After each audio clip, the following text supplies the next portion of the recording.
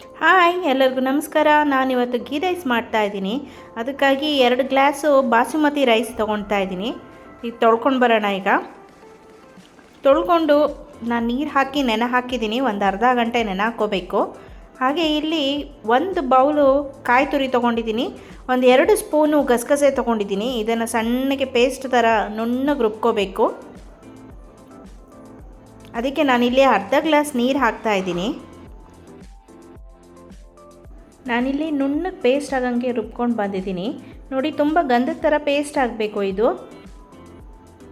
ಈ ಥರ. ಈಗ ಸ್ವಲ್ಪ ಸ್ಟವ್ ಹಚ್ಚಿ ಕುಕ್ಕರ್ ಇಡೋಣ. ಇಲ್ಲಿ ನಾನು ಒಂದು 4 ಸ್ಪೂನು ತುಪ್ಪ ಹಾಕ್ತಾ ಇದ್ದೀನಿ.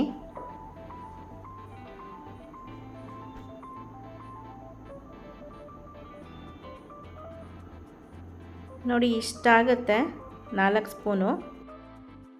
ನಾನಿಲ್ಲಿ ಒಂದು ಸ್ಟಾರ್ ಅನಾನಸ್ ಹಾಕ್ತಾಯಿದ್ದೀನಿ. ಹಾಗೆ ಒಂದು ಮರಾಠಿ ಮೊಗ್ಗು ಹಾಕ್ತಾಯಿದ್ದೀನಿ. ಸ್ವಲ್ಪ ಸೋಂಪು ಹಾಕ್ತಾಯಿದ್ದೀನಿ. ಇಲ್ಲಿ ನೀವು ಜೀರಿಗೆ ಕೂಡ ಹಾಕೋಬೋದು. ಹಾಗೆ 1 ಇಂಚಷ್ಟು ಚಕ್ಕೆ ಹಾಕ್ಕೊಳ್ತಾ ಇದ್ದೀನಿ. ಒಂದು 4ರಿಂದ 5 ಲವಂಗ ಹಾಕ್ಕೊಳ್ತಾ ಇದ್ದೀನಿ. ಒಂದು 3ರಿಂದ 4 ಏಲಕ್ಕಿ, ಒಂದು 2 ಹಸಿಮೆಣಸಿನ್ಕಾಯಿ ಹಾಕ್ಕೊಳ್ತಾ ಇದ್ದೀನಿ. ಒಂದು 6-7 ಗೋಡಂಬಿ ಹಾಕ್ಕೊಂಡಿದ್ದೀನಿ. ಇದನ್ನೆಲ್ಲ ತುಪ್ಪದಲ್ಲಿ ಹುರ್ಕೋಬೇಕಾಗತ್ತೆ. ಹಾಗೆ ನಾನಿಲ್ಲಿ ಈರುಳ್ಳಿ ಹಾಕ್ತಾ ಇದ್ದೀನಿ, ಒಂದು ಹೆಚ್ಚಿದ್ದು. 1 ಸ್ಪೂನು ಶುಂಠಿ ಬೆಳ್ಳುಳ್ಳಿ ಪೇಸ್ಟ್ ಹಾಕ್ತಾ ಇದ್ದೀನಿ.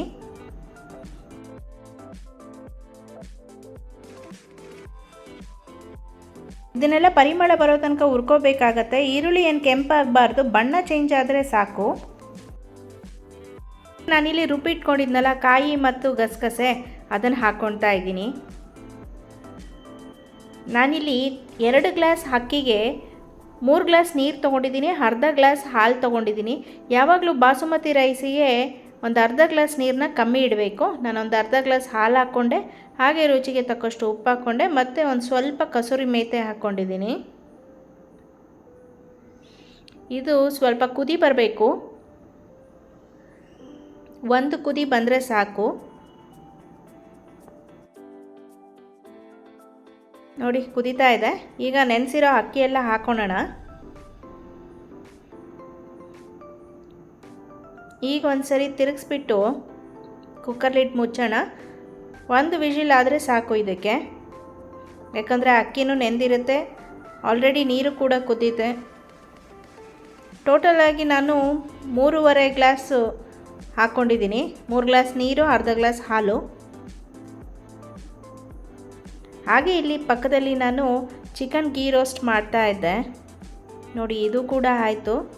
ಭಾನುವಾರದ ಸ್ಪೆಷಲ್ ಇದು. ಇಲ್ಲೂ ಕೂಡ ವಿಜಿಲ್ ಆಯಿತು ಗೀ ರೈಸು. ಬಿಸಿ ಇದ್ದಾಗಲೇ ತಿರುಗಿಸ್ಬಾರ್ದು, ಮುದ್ದೆ ಮುದ್ದೆ ಆಗುತ್ತೆ. ಒಂದು ಸ್ವಲ್ಪ ಹೊತ್ತು ಬಿಟ್ಟು ತಿರುಗಿಸಿದ್ರೆ ಈ ಥರ ನೋಡಿ ಉದುದ್ರಾಗಿ ಬರುತ್ತೆ. ನೀರು ಕಮ್ಮಿ ಇಟ್ಟರೆ ಉದುದ್ರಾಗಿ ಬರುತ್ತೆ. ಅಕ್ಕಿ ನೆನೆಸಿ ನೀರು ಕಡಿಮೆ ಇಡಬೇಕು. ನೋಡಿ ಎಷ್ಟು ಚೆನ್ನಾಗಿ ಉದೋದ್ರಾಗಿ ಬಂದಿದೆ. ಈ ರೆಸಿಪಿನ ಟ್ರೈ ಮಾಡಿ ಹೇಗಾಗಿತ್ತು ಅಂತ ಒಂದು ಕಮೆಂಟ್ ಮಾಡಿ ಹೇಳಿ. ಯಾರು ನನ್ನ ವೀಡಿಯೋನ ಫಸ್ಟ್ ಟೈಮ್ ನೋಡ್ತಾ ಇದ್ದೀರಲ್ಲ, ಪ್ಲೀಸ್ ಸಬ್ಸ್ಕ್ರೈಬ್ ಮಾಡ್ಕೊಂಡು ನೋಡಿ. ನಾನು ಮಾಡೋ ಪ್ರತಿಯೊಂದು ವೀಡಿಯೋ ನೋಟಿಫಿಕೇಷನ್ ಬರುತ್ತೆ ನಿಮಗೆ. ಹಾಗೆ ಈ ರೆಸಿಪಿ ನಿಮಗೆ ಇಷ್ಟ ಆಗಿದ್ದರೆ ದಯವಿಟ್ಟು ಲೈಕ್, ಶೇರ್, ಕಮೆಂಟ್ ಮಾಡಿ. ಹಾಗೆ ಸಬ್ಸ್ಕ್ರೈಬ್ ಮಾಡೋದನ್ನು ಮರಿಬೇಡಿ. ಧನ್ಯವಾದಗಳು.